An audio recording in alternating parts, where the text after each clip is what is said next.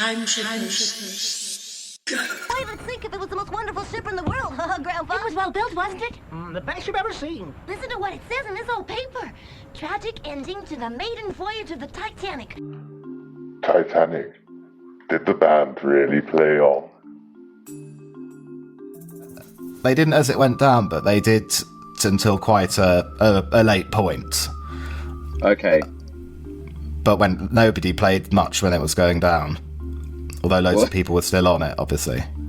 I wouldn't expect them to be honest. And nor do I think that as musicians I'm not convinced that musicians have an obligation to to remain playing to the bitter end. I'm not even convinced that the standard obligation people believe that captains have to remain with the sinking ship is appropriate. I think it's completely appropriate for everyone to abandon the ship when it's sinking. There's no need for a captain to go down with his ship. No, he should be the last off, though. I think last off. I'm sure it's kind of a popular misconception, and what it really means is that yes, he's among the last off, rather than he's forbidden from leaving the sinking ship. Yeah, if others, I believe that he went to the bridge, and then when the bridge got flooded, he dove off into the flood, allegedly. Old Captain Smith on the Titanic. One would have expected him. Well, I expected him to have a more unusual name. Why? Well, the district. I mean, obviously there are many people in society at the time with the surname Smith, but I would have expected him to be, have a more aristocratic name, perhaps. The captain of the Titanic. I don't think he was Smithers. There were a lot of aristos. Yeah, there were aristos on board, all right, but not the captain was just a captain. Just an old salty sea dog.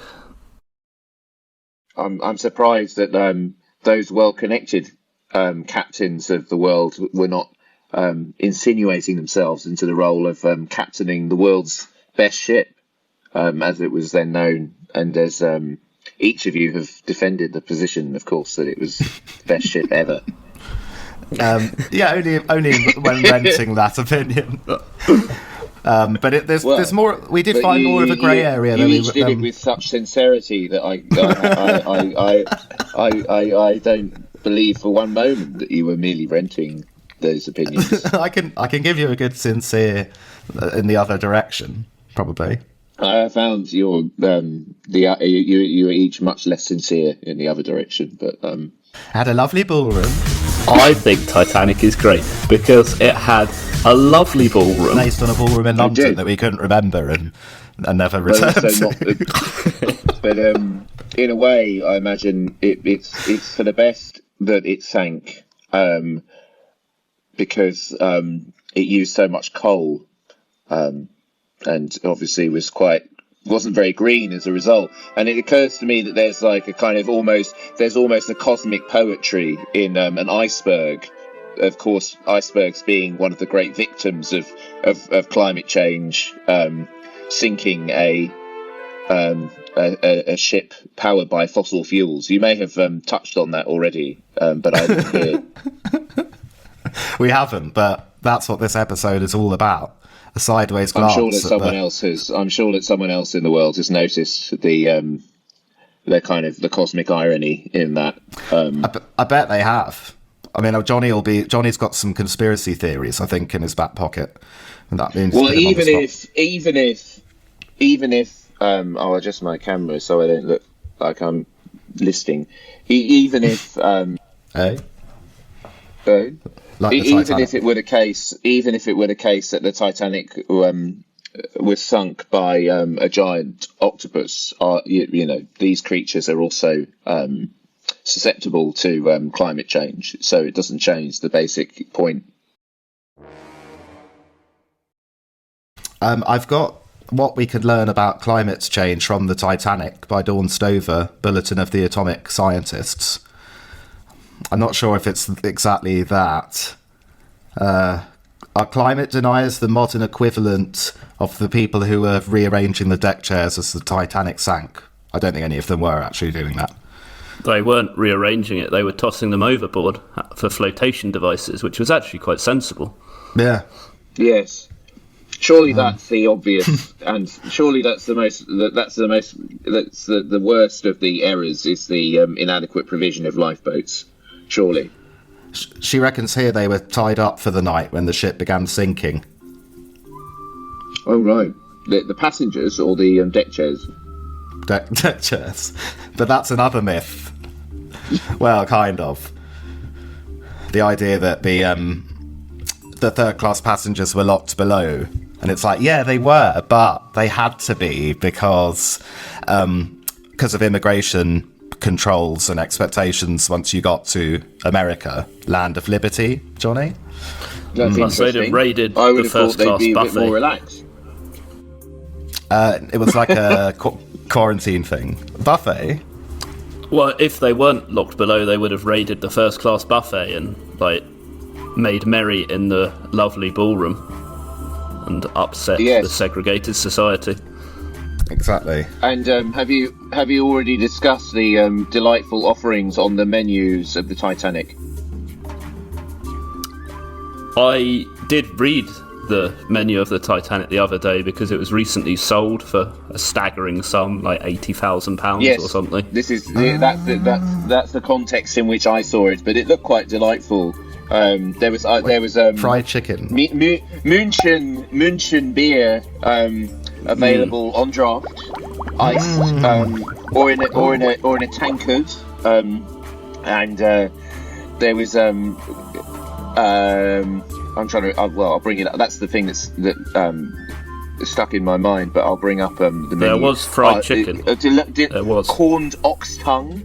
I'm actually really hungry. I could really fucking eat that whole corned ox tongue. Delightful. Bologna sausage. Yes. Norwegian anchovies. Oh herrings, God! potted shrimps. Anchovies. Lovely.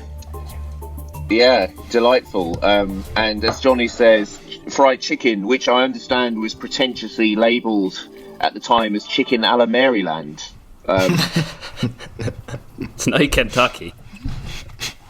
I bet it was great though. I have to say that whether it's adequate compensation for experiencing the sinking, whether one drowns or not, it's a delightful menu. Oh God, I'm sort of obsessing on it now. Om nom nom. I assume that there are people in the world who recreate the food of the Titanic and indeed the sinking. There's, I'm sure there are reenactors, are there? Shall I have a look if there's a Titanic reenactment banquet? What were the conspiracy theories, Johnny, that you unearthed? Have you got them to hand?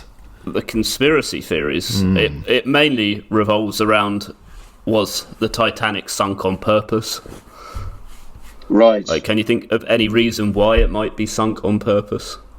Bearing in mind, of course, that it does have some of the richest men in the world on board at that time, like sort of John Jacob Astor. Say if I were pushed to concoct a theory as to its deliberate destruction, I would say that the most likely candidates, given my limited knowledge of the time, would be anarchists or radical communists or something like this, right? That they seem like the most plausible candidates.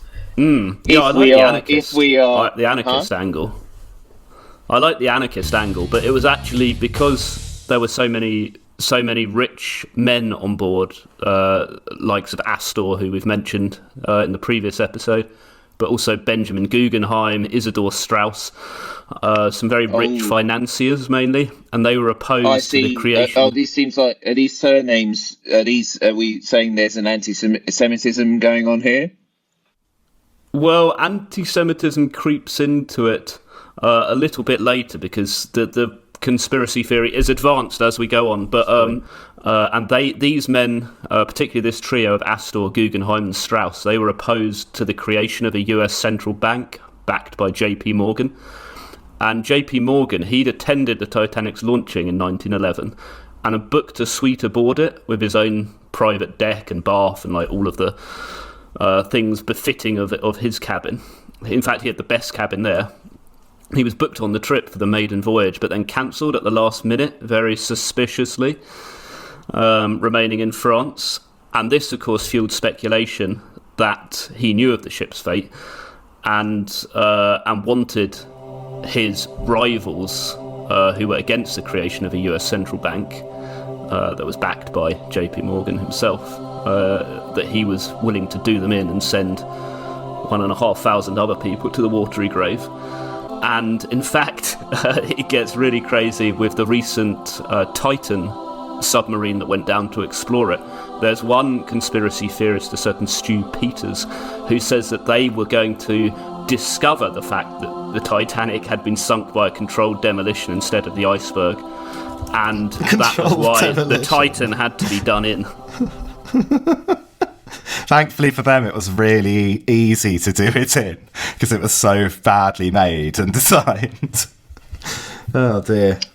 Is that true, or is that just a misconception? I have no idea either way. That at least is the reputation that it was that badly the Titanic designed. has. But it seems to me that can't be. Seems to me that can't be quite right. No, I was talking about the Titan submersible. Sorry, the Titanic was I think much better engineered than people give it credit for. Oh, sorry, I thought you were talking about the Titanic. I misheard. No, Titan. The little. Yeah. Do you know what is good also about the conspiracy theory, though? Because that plays, the sort of submersible one, that plays into the animated version, The Legend of the Titanic, or in fact the sequel to Legend of Titanic, Tentacolino, or Legend Goes On, because they also go down in a submarine to like salvage something from the Titanic or to get something. I need to look up the plot again because the plot is pretty mental. But the sharks sabotage that submarine because they don't want, hang on. Want something being found out. For the listener, we probably should row back a bit and explain, because I feel like if one was listening to that, it would just sound insane. Tentacolino, and of course the sharks came. Here we go.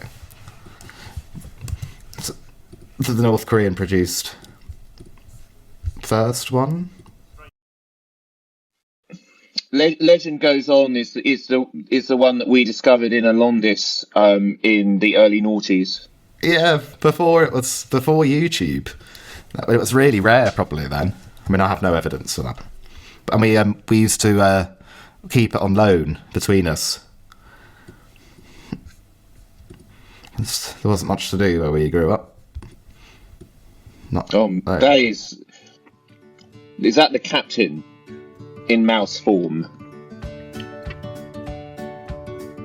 I don't know much about this. It was a strange mashup of North Korean, American, and Italian. I think that one issue I have with the anthropomorphic mice in these animated films is that from the outset, that there's less drama involved, because obviously there would be adequate provision for mice in terms of flotation following the sinking. We never see so many mice that there wouldn't be. I mean, these mice easily find their way onto lifeboats, and in fact, mice. I would argue that none of the animals survived the Titanic, though. Like, sure, the mice would have been floating around, but I don't think any lifeboats would have picked them up or gone back from them. They would have never heard that. I don't think any dogs survived. We're talking here about a world in which anthropomorphic mice wearing clothes are involved. I'm not talking about standard real-world mice. I assume. I thought we were talking about whether any mice films, in these general animated survived. films, which include anthropomorphic mice in clothes. I assume that in this world, the behavioural and sartorial similarities between mice and humans would inspire some sympathy and compassion. You wouldn't toss the waistcoated mouse into the ocean, would you, Johnny? It depends. Not if it was a child. If it was a fully grown man mouse, no. Women and children only in these boats. So 3 small dogs, 2 Pomeranians and a Pekingese survived the Titanic disaster. This is in real life, though, not in animated version. Yeah. In real life. I think they were the only animals to survive. I don't think any of the mice or rats or what? Yes. Sorry. What were those breeds Lice. again?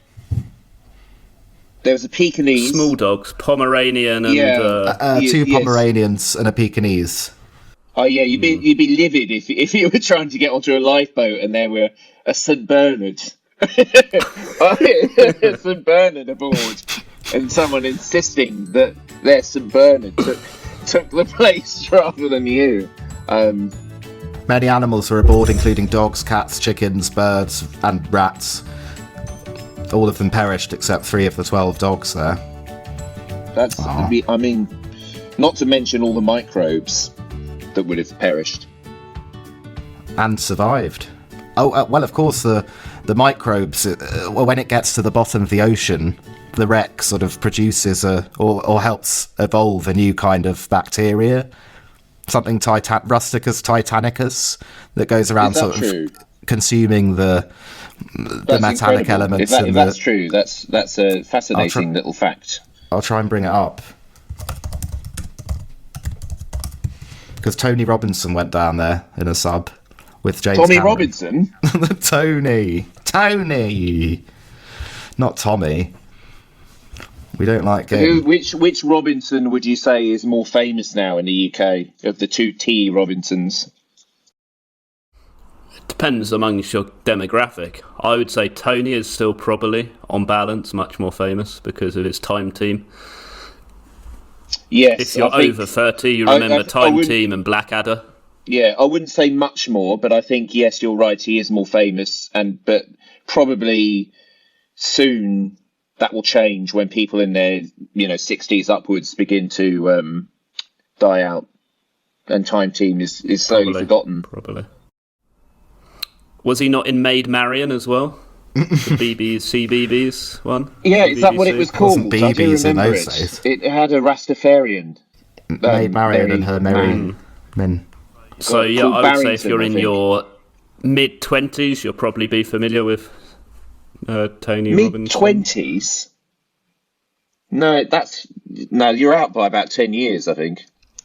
So the Titanic rusticle consists of up to 35% iron compounds, including iron oxides, iron carbonates, iron hydroxides. The remainder of the structure is a complex community of symbiotic or mutualistic microbes, including bacteria, Halomonas titanicae, and fungi that use the rusting metal as a source of food, causing microbial corrosion and producing mineral compounds as waste products and forming the rusticle.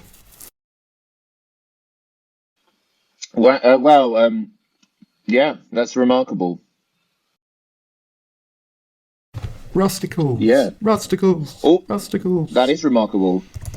Tortisticles. Yeah. It's pretty cool. I'm trying to bring it up on our screen so we can have a little look at the wreck. On April the 10th, 1912.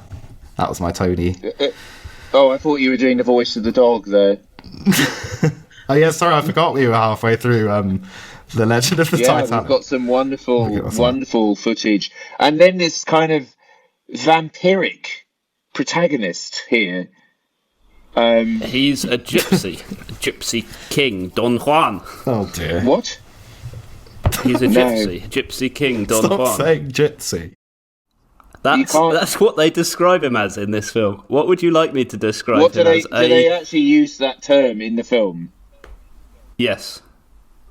They definitely use the same frame of animation over and over again. And there are remarkable parallels between the Cameron's Titanic in 97 and this in 1999, because the plot is essentially the same, of rich aristocratic lady married or going to be married to a wealthy whaler, I think he is, her fiance in this animated version, falls in love with a lower social strata male, in this case Don Juan, the gypsy king. And yeah, I'm they just going to survived. check that because we. I don't want to be. I don't want to be the. I don't want to be that guy. I don't want to be that guy. But. Huh. It is a state-owned North Korean animation studio. There you go. But that doesn't tell us much because I take it that very many things in North Korea are state-owned. It's going to have Kim approval, though, one would imagine. Well, yes, I would have thought so. So, why is the Titanic such a feast for propagandists from totalitarian regimes all down the ages? You'll be interested to know that, the guy, I'll say quickly, Kim Yun-ok, however one pronounces it, is known for directing, according to a wiki, Squirrel and Hedgehog wiki, he's known for directing 4 episodes of Squirrel and Hedgehog, which is, according to the wiki, a North Korean cartoon, which is propaganda, effectively militant propaganda, but it has a following outside of North Korea.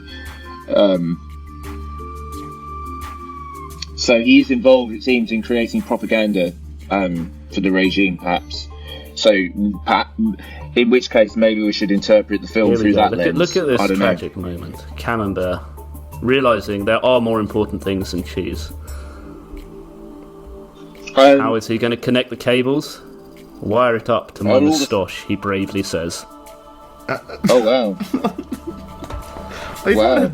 And as the signals pulse through him, he does indeed pass away. Are you joking? They kill him like that? They kill him off like that. Oh, wow. It's quite dark. That's the darkest bit, yeah. Oh, wow. Moustache still like But he does make the ultimate sacrifice. So he doesn't come back at all? He's No, literally... he's the only death. As far What as a I'm hero. aware. What a hero. The Orca have heard. That's Why amazing, did he have... yeah. I mean... Why did he have to do it, and how did it even work? Tentacalino, now though, the giant octopus child, realises his mistake and begins to atone for it.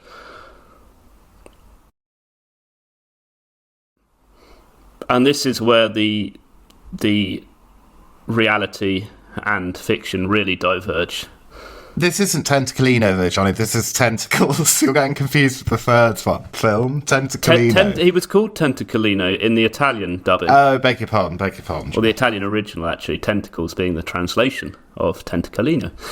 It's worth pointing out that you wouldn't get sharks there. It's too cold, and they temperate. You get the Greenland shark, actually. But yeah, they're not very active sharks. They're very slow-moving. Not on the night of the sinking. No sharks reported, in reality. I checked that.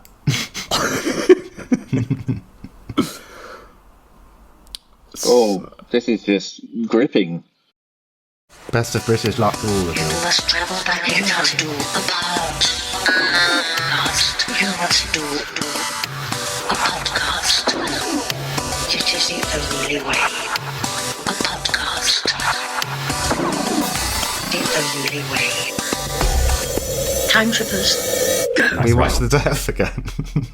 No, don't need to watch it again. You can watch that in your own time. Oh, man. Just... His face there. That's the worst. It's a pretty bad death, actually, cartoon death. That one will stay with you if you see it as a child. Can you describe it fully, Johnny, the death, for any listeners that we might... The death of Camembert. He sacrifices himself to send the SOS signal by connecting the cables that are too short, just a little bit too short, to his prodigious moustache, wiring him up and allowing the current to pass through from one cable to the other, but obviously through his body, or actually through his face. So yeah, probably taking many, many volts straight to the face, conducting the signal, but in the experience losing his life. He is, of course, wearing a striped blue and white top, being a French mouse, I suppose.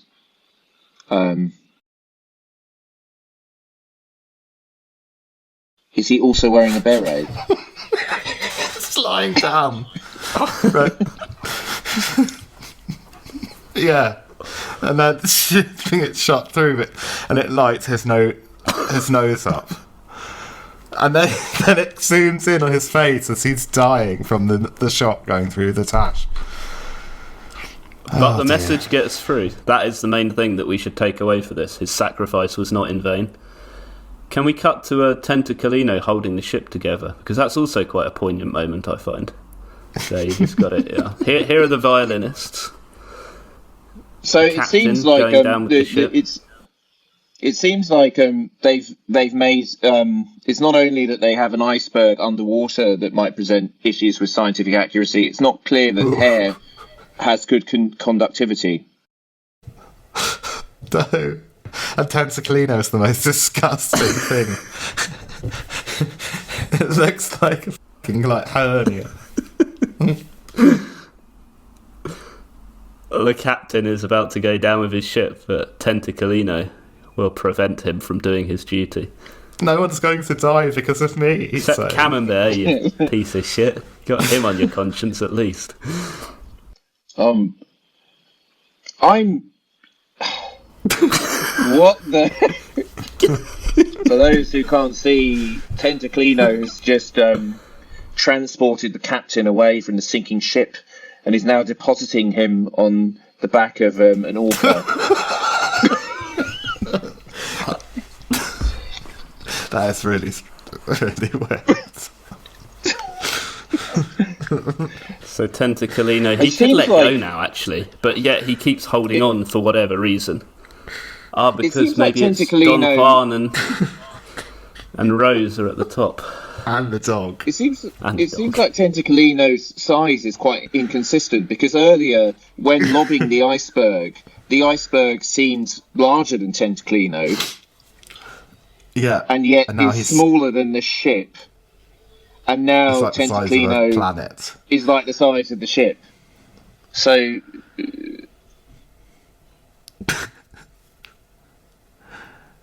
so is that it? So Titanic just doesn't sink in this universe? It's saved? It does sink, yeah. Tentaclino holds it together, though, to enable the captain to get off, primarily, as Sam says, by depositing him onto an orca, and to enable Don Juan and his lover, who I forget the name of, but let's call her Rose, and the dog and the mice, Top Connors and his friend, to get off into the water. They jump, and then Tentaclino actually takes the place of the captain and goes down with the ship, so to speak.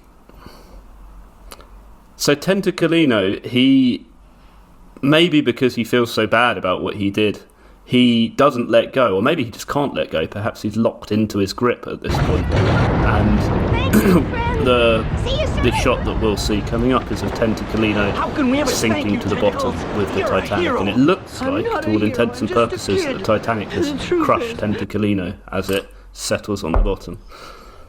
I don't know what's going on here. It looks like a giant blue whale is now saving some of the other protagonists. I guess one point might be that Tentaclino, we might think that his sacrifice is a very great one, and maybe it is. But as far as I can recall, I'll just check. But yeah, the lifespan of an octopus is only about 5 years. That's the longest recorded. They're very short-lived creatures. So Tentaclino might, in fact, be very old by octopus standards. It's not clearly defined, is it? A lot of this stuff. Well, why is it's weird that he saved the captain, because the captain we know died in the Titanic. I suppose I'm splitting hairs though at this point, really. Has Tentaclino said nobody shall die because of him? And there it goes, the Titanic sinking beneath the waves, never to be seen again. Or certainly until 3 or 4 years later for the sequel, when they go looking for the wreck of the Titanic and Tentaclino makes a reprise. Worth skipping to the end, though, when the lifeboats pull into New York Harbour. I didn't realise how on it you were with this film. Also, Tentaclino doesn't die. Not the right. And so if you go back a little bit, to the wedding. Let's stick to the wedding. So Don Juan and Rose get married, her hair blonde here, so she's gone from a redhead to a blonde for her wedding. Probably now identifies as one of those 56% of people who are blonde. The captain. Well, that was in Germany. I didn't know about the US. Presumably much less. It's no, sorry, much the more UK, of a melting pot Germany, of ethnicities. Oh God. They effectively ride off into the sunset, happy ever after, though also, of course, inviting the captain and the owner of the liner into their carriage for whatever reason. Yeah, I don't think that happens in The Legend Goes On. Actually, no, they all get saved by dolphins, don't they? Although the sinking is caused just by the iceberg. There's no shark intervention in that one. And then there's oh my God. They're really cashing in on that Titanic trend. And I don't know if they probably made much out of it anyway. It's like a bad Dragon's Den idea a bit, isn't it? Who knows? Maybe it was big in Italy and North Korea. I'm not sure if it was, though. I don't know. I mean, we can't be sure if anything's big in North Korea, can we? We just... No. It's closed to us. Except one man. So this is where the film could actually conceivably end, but they just drag it out that little bit longer as they charge over the Brooklyn Bridge in their marriage carriage and meet up with the mice who are having a party. And who is here to pop up to welcome them, to say congratulations on the wedding? Wow, it's massive here. It's like bigger than the skyscrapers. Ugh. Oh, she kisses his forehead. Didn't she just kiss his knee or something? The captain salutes Tentaclino. And everyone... the captain is captain is congratulating Tentaclino on saving all those people who couldn't fit in the lifeboats. Really? I didn't do very much at all. It's really offensive, isn't it? It's pretty offensive, yeah. If I'd had relatives who'd gone down in Titanic, I'd be outraged at this interpretation. Hold on, is that Cameron? Oh, he survived! How did Cameron survive? Sorry, I had no idea he survived. I want to know how and why, because the last I saw he was wired up by the moustaches to the wires and went down. Presumably Tentaclino intricately extracted him and sent him off on an orca. And now there's a great dance of the whales in New York. Yeah, or what the... It was well built, wasn't it? So it's a tale told from a grandpa to a child mouse. Anyway. Yes, this is how they excuse themselves at the end, I think, by saying, yeah, it could have just been like a mad old grandpa rambling on. Or indeed, a grandpa, sanitising the events for the benefit of his grandchildren. Mm-hmm. And I suppose you could say the same about the '97 Titanic movie. They used the similar device with the old lady telling the story. Right, so, yes, and then you have an unreliable narrator which excuses kind of inaccuracies, right? Yeah. It's a good get-out, though. Nice get-out clause. I bet there's someone somewhere who'd make an argument, actually, this is more accurate in its way than James Cameron's Titanic. And that person would be wrong. Yeah. Hang on, where are they? Are they on... Where are they? They're in a house. Okay, in a skyscraper. Okay. Guys, I have a message from the boss. Hey, me and the boys are ready to go into action anytime you. Wow, I mean, beautiful. To be fair, I haven't watched the sequel, but if you just read the Wikipedia of that, the plot is actually even more insane. Like, the plot of the next one is absolutely mental. What, Legend Goes On? No, okay, there's a sequel actually titled Tentaclino, or The Search of the Titanic.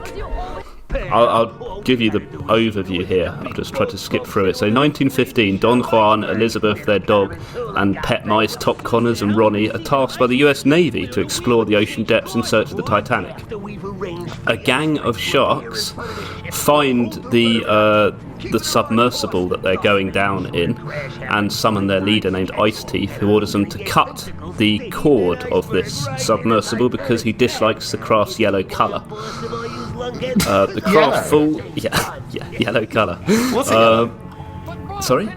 The Titanic. No, but this submersible that they're sending down. Anyway, the shark doesn't like yellow submersible. The craft falls and wedges between some rocks, knocking the occupants unconscious. So this is like very much relevant to Titan. Of course, sharks weren't responsible for that, as far as we know. Well, of a kind. Am I right? Tentacolino resurfaces and tries to pull the inhabitants of the craft out as he recognises Don Juan and Elizabeth and the mice. But then the mer people arrive, explaining to him that of course the surface is too far away, you can't pull them out now because they'll perish, because they're underwater by like 10,000 feet or whatever. And then it just goes on like a mad quest to Atlantis.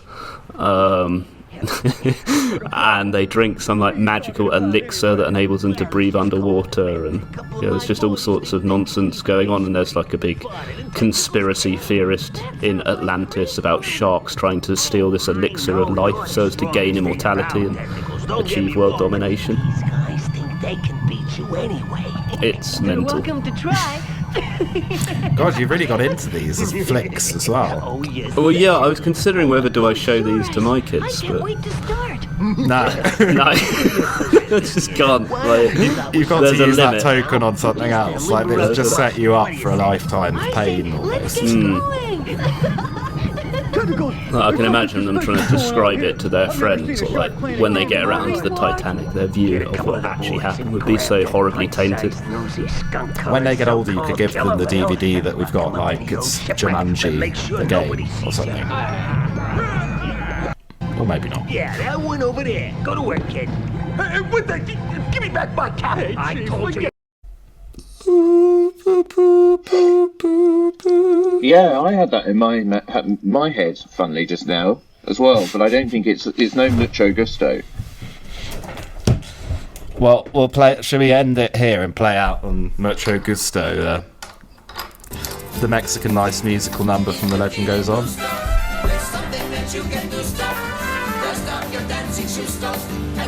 If you're feeling gusto, there's something you should gusto. Is that? You're looking for something new stuff.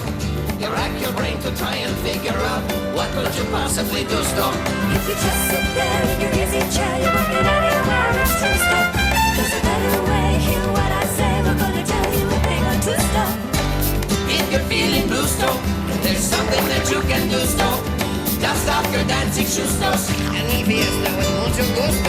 Mucho gusto. If you're feeling blue stuff, there's something that you can do stuff. Dust off your dancing shoes, and we'll be as down with mucho gusto.